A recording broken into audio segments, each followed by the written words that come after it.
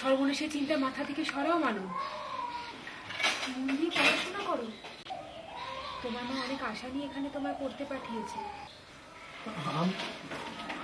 আমি এ তোমার নবযৌবনের উন্মাদনা, আর আমার মতো হাউস ওয়াইফের কাছে অধর্ম, অন্যায়। আমার সমাজ আছে, স্বামী আছে।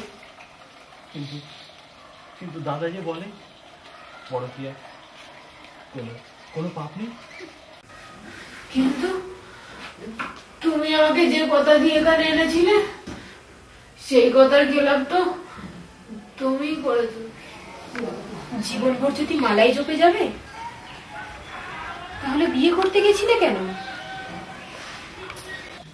তোর বৌদি বলছিল তুই নাকি তোর বৌদির সঙ্গে ভালো করে কথা বলিস না কেন? বলি তো। আমার বাপ মার দেওয়া সাবিত্রী নামটা পাল্টে তুমি আমার নাম দিয়েছিলে সুন্দরী। কিন্তু সেদিন আমি তোমায় কোনো প্রশ্ন করিনি, তোমার বিশ্বাস করেছিলাম। কিন্তু যেদিন তুমি আশ্রমে উকিল আনলে, মাখনাচার্যের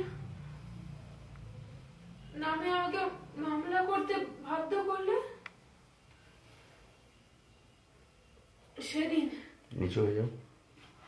সেদিন থেকে আমার সব বিশ্বাস চলে গেল। কেন জানি না, বারবার মনে পড়ছিল নিষ্পাপ মুখের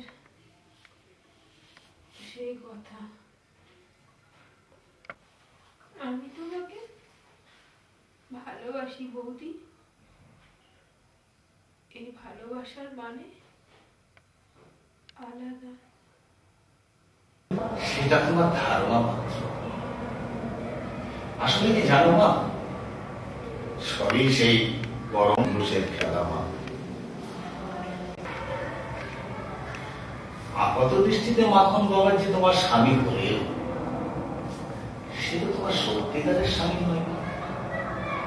সেই যাবৎ স্বামীর কথা ভাব, আর জননী নিজের জীবন যৌবন সব সমর্পণ করে।